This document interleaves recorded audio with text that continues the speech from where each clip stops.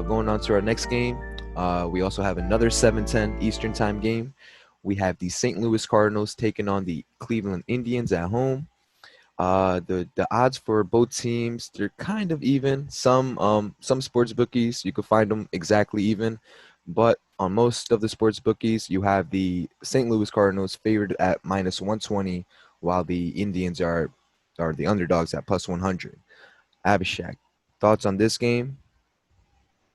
Yes. Also, Arun, just a side note, I don't know if you saw the news, but the Cleveland Indians are no longer the Cleveland Indians. They are now called the Cleveland Guardians. And Guardians. it's gonna take a while to get used to that. But that Yep, is their new name.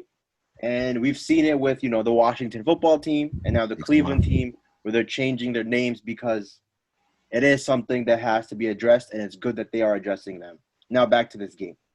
The St. Louis Cardinals, as Arun said, versus the Cleveland Guardians. Cardinals come in 50 and 50, 500. They've had a lot of injuries. Their best pitcher's been out for a significant period of time. Their bullpen is injured. The Cleveland Guardians, 49 and 48. And this is what we basically expected from them this season. Their best player is now with the New York Mets, and their Shane Bieber, their best pitcher, has been out for a period of time. Also injuries.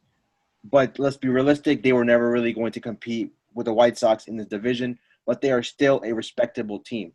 And like everyone said, different sports books have different odds. I have it at 115 if you go on DraftKings. There's multiple areas. There's basically dead even, as Arun mentioned. Now, we get into the game. Starting off with the St. Louis Cardinals, Adam Wainwright.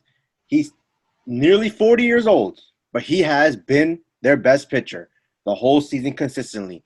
And that's a feat hard to accomplish. Respect to this man because he is keeping this team afloat with how he's been pitching. He's obviously, the numbers say he is way better at home than he is on the road, but still, 6 out of his last 7 starts have been quality starts.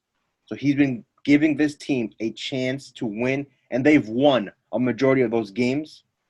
In his career, Adam Wainwright is 2-0 versus Cleveland. He's only pitched against them twice, but they've been recent, and he's dominated them, a 2.25 ERA, and he has had the number, even though it's not a large sample, but in those 2 games, he has been dominant. Now we get to the Cleveland Indians. Cal Quantrill will be starting for them.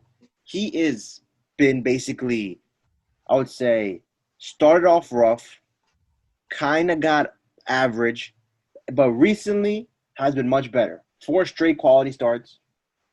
The thing about him is he's never faced this Cardinals teams before. So whenever you see that, where a pitcher is facing a team that you've never seen before, it can go either great or it can go sideways real quick because you have no idea. You could have the best season of your career. You could have less than 1 run given up per game, and you could play a team you've never seen before, and you could have the worst start of your career. That's just how it works in baseball because you don't know what you're about to go up against, no matter how much video or scouting or information you gather. Another point being, this Indians team doesn't score anyways. Like, the Cardinals aren't an offensive juggernaut themselves, but they do have 2 superstar players, and they have timely hitting, I would say, for the Cardinals. The Guardians, the Cleveland team, better way to say it, is they have not hit with their star players. And now, today, they could be without Franmil Reyes, who has an injury, so he could be out today. Obviously, lineups don't come out for about like 4 or 5 more hours. We're recording this prior to 12 o'clock noon. So, and Jose Ramirez, who is their best player, he's been their best player for the past 3, 4 years. He could be traded by Friday. He could be traded today because he is their biggest piece that you could trade away. He's getting older, but he has been producing for them. So you could be without your 2 best offensive pieces today, already being offensively challenged. So that does not mesh well against a team that has Adam Wainwright, who has been flat out dominating.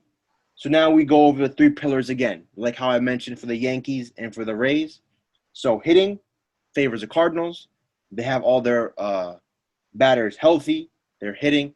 They just scored, I think, double-digit runs against the Reds. I understand that's a separate game, but maybe momentum carries over for them.